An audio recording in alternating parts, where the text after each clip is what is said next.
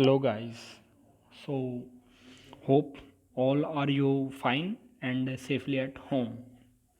So in today's video we will discuss 20 exact question of English which were asked in my exam on 8th November. So let's begin with the first question.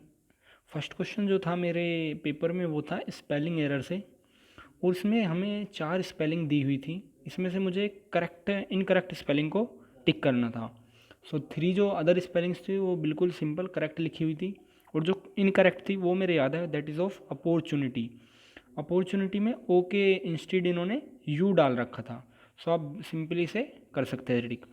Second जो question था वो था synonym से था, वो था synonym हमें बताना था इरिजोल्यूट का। अगर वहाँ पे मैं ऑप्शंस की बात करूँ तो सबसे क्लोज मुझे एब्सर्ड लगा था, सो मैंने एब्सर्ड टिक किया था। थर्ड क्वेश्चन की अगर मैं बात करूँ तो मैंने थर्ड क्वेश्चन यहाँ पे टाइप किए हैं, दोनों ये एरर से हैं। और पहले क्वेश्चन को अगर आप रीड करो तो ही is a best soldier our academy had trained so far.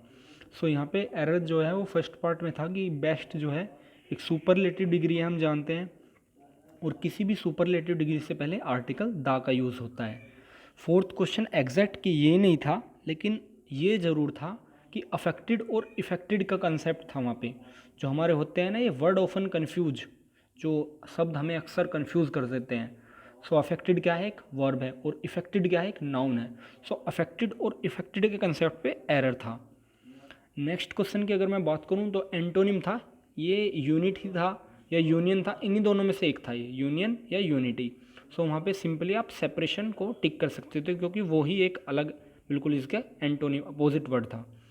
Six question की अगर मैं बात करूँ वही वर्ड फॉर्मेशन का था, वर्ब फॉर्म ऑफ एनर्जी पूछी गई थी हमसे, और इसमें करेक्ट ऑप्शन पहले ही हो जाएगा एनर्जाइज। सेवन्थ क्वेश्चन की अगर मैं बात करूं तो ये है वन वर्ड सब्सिट्यूशन से। इसमें हमसे हमारी शिफ्ट में क्वेश्चन था ये place where people grow fruits, that is simply और card.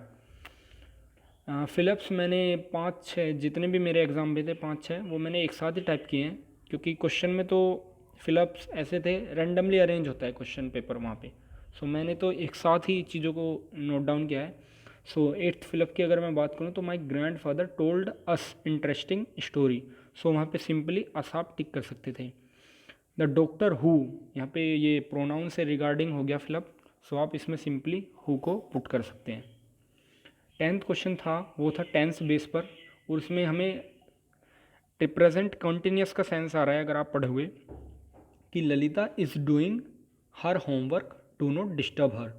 So is doing B option is the correct one here.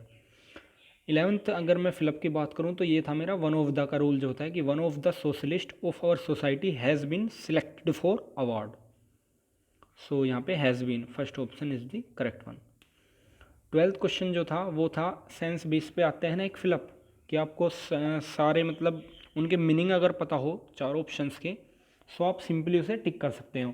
So he has to compensate for the time he lost during vacations. So मेरे exact तो याद नहीं है ये question, लेकिन था यही कि टाइम अगर हमारे लॉस हो जाए तो हम उसके लिए कंपनसेट ही करते हैं, हमें भुगतान करना होता है एक तरह से। So compensate was the correct one there. Third question की अगर मैं बात करूँ तो ये भी टेंस रिलेटेड था। टेंस से 2 फिलअप आ चुके हैं, देखिए आप कि टेंस यही था कि they did not fight, only they looked at each other. So looked यहाँ पे करेक्ट होगा, क्योंकि स्टार्टिंग जो है टेंस की वो पास्ट से हो रही है। सो यहाँ पे लुकड बिल्कुल करेक्ट था, क्योंकि और सब ऐसे थे जिन्हें आप बिल्कुल रिमूव कर सकते हो कि हाँ यही ऑप्शन होगा। अब 14 क्वेश्चन की अगर मैं बात करूँ तो ये था पेसिव वॉइस।